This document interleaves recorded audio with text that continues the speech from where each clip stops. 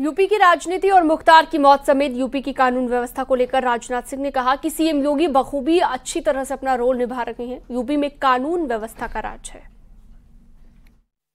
चलिए नॉर्थ की ओर चलते हैं, पर जिससे पहले कि मैं स्टेट्स पर आऊँ, आप खुद लखनऊ से लड़ रहे हैं, जिससे पहले कि मैं स्टेट्स पर आऊँ उससे पहले एक मुद्दा और वो है अभी इधर हाल में मुख्तार अंसारी की मौत का मुद्दा।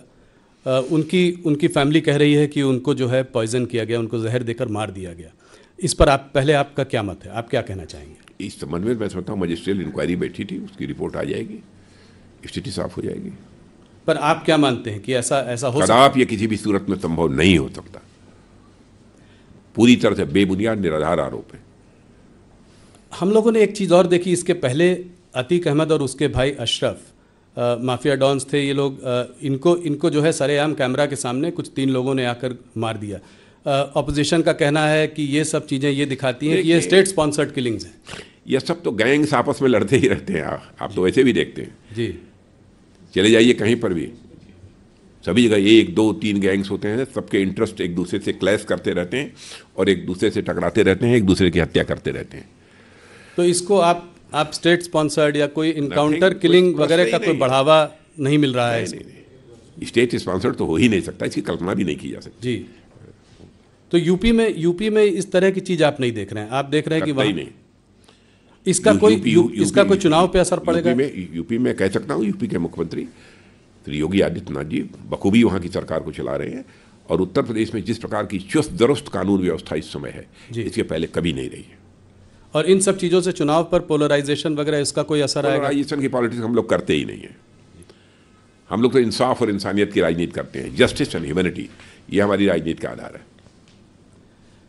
उत्तर प्रदेश की क्योंकि बात हो रही है तो वहाँ पे आपका जानना चाहूँगा, क्या आप 2014 का रिकॉर्ड तोड़ेंगे? 71 बीजेपी, 73 एनडीए। मैंने इस बार 80 आउट ऑफ 80। 80 out of 80? और क्या? इसका मतलब अमेठी, रायबरेली, अमेठी में तो पहले हारे, रायबरेली, कन्नौज, आजमगढ़, मैनपुरी सब जगह जीतेंगे। अब देखिए रायबरेली से कौन चुनाव लड़ता था अभी तक? हाँ, अभी तक सोनिया गांधी लड़ती थी। हाँ, तो सोनिया जी तो राज्यसभा में आ गई जी, क्यों आई? तो आप कह रहे हैं कि रायबरेली में अकलेबंदी इशारा काफी होता है, मैं समझता हूँ। रॉबर्ट वाड्रा कह रहे हैं वो अमेठी से चुनाव लड़ेंगे, उन्होंने अपनी इच्छा व्यक्त की। जाए अमेठी लड़े, कोई भी लड़ेगा, भारतीय जनता पार्टी से शिकस्त उसको खानी पड़ेगी। तो रॉबर्ट वाड्रा क्योंकि वहाँ पर हमारी कैंडिडेट स्मृति ईरानी ने बहुत ही अच्छा काम किया है और उनका परफॉर्मेंस अपने संसदीय क्षेत्र में भी अच्छा रहा है और हाउस में भी अच्छा रहा है और एक मंत्री के रूप में भी बहुत ही अच्छा परफॉर्मेंस रहा है। पर आप लोग परिवारवाद की बात करते आए हैं, अब रॉबर्ट वाड्रा का भी आ जाना पॉलिटिक्स में, या कम से कम अपनी इच्छा उन्होंने व्यक्त की, इसको आप कैसे देखते हैं? क्या कहना चाहेंगे आप? नहीं, वो करना चाहते हैं, आना चाहते हो, आए, हम इस पर क्यों विचार करें?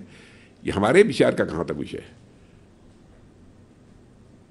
हमको अनावश्यक जो है उनके गिरेबान में झांक कर देखने की कोई जरूरत नहीं है। ये तो उनका फैसला है, कांग्रेस का। हम लोगों को फैसला नहीं करना है। न्यूज़ 18 पर रात 8 बजे देखिए राजनाथ सिंह का सबसे विस्फोटक interview editor in chief Rahul Joshi के साथ। विकसित भारत के लिए 400 पार।